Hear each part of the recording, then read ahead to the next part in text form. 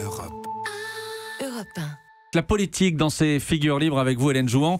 Le salon de l'agriculture, ses vaches, ses stands régionaux, le défilé des politiques. Cette année encore, que du classique. Pas tout à fait. Hier, un ministre qui n'y était pas attendu, Nicolas Hulot, y a fait une visite surprise, Hélène. Nicolas Hulot au salon, c'est comme si un boucher s'invitait au salon vegan, relevé il y a quelques jours un de ses proches. Forcément, ce serait un carnage. Alors ça, c'était avant que le ministre de l'écologie n'invente le principe de la visite furtive. Rien n'a son agenda, mais un petit tweet avec photo en début de soirée, une fois le salon de l'agriculture fermé aux visiteurs. Rapide discussion avec des scientifiques de l'INRA, rencontre avec la présidente de la FNSEA. Un petit tour et puis s'en va, ni vu ni connu. Pendant que ses collègues tentent de conquérir des records de durée, de fréquentation, de pommes avalées, de cul de vache tâtée, Nicolas Hulot s'ingénie à faire tout le contraire. Alors forcément, ce ne fut pas un carnage, il n'a croisé personne. Mais attendez, juste une question. Est-ce que c'est grave si le ministre n'y passe pas des heures ? Non, c'est son droit le plus strict, sa méthode, comme il le dit lui-même. Une méthode qui consiste à préférer discuter sérieusement autour d'une table avec ses interlocuteurs, plutôt que de se prêter à la mise en scène d'un ministre poursuivi par une nuée de micros et de caméras, tels des goélands suivant un chalutier.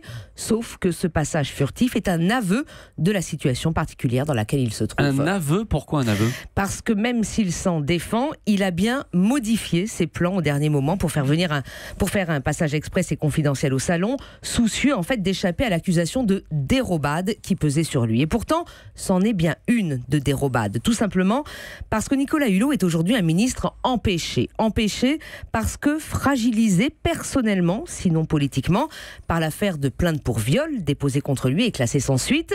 Il n'est pas dans une forme olympique, reconnaît aujourd'hui encore un de ses amis. Comprenez, il n'est pas en état d'être confronté à une question de journaliste ou à l'interpellation de tel ou tel zozo dans les travées du salon. D'autant que l'écolo Hulot fait figure d'épouvantail au sein de la communauté agricole.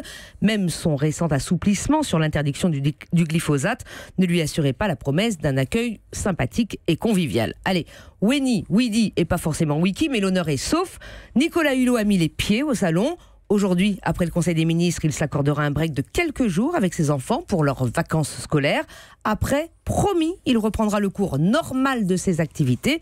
Il va présenter notamment le 15 mars prochain son plan de rénovation énergétique des bâtiments, plus en mode furtif cette fois. Vincent Hervouette. La vie politique est dure, hein. La tyrannie de la transparence peut dévaster une vie publique. Mais bon, personne n'empêche un ministre empêché de redevenir auteur, producteur, homme d'affaires. Et puis j'ajoute à ça que quand même, les agriculteurs qui triment 365 jours par an doivent envier un ministre qui peut prendre comme ça des vacances en plein milieu d'année. Des vacances, il prend 2 jours. Petites vacances. Un week-end. Il prend 2 jours, il prend un long week-end. Week-end prolongé, on va dire ça comme ça. Europe 1.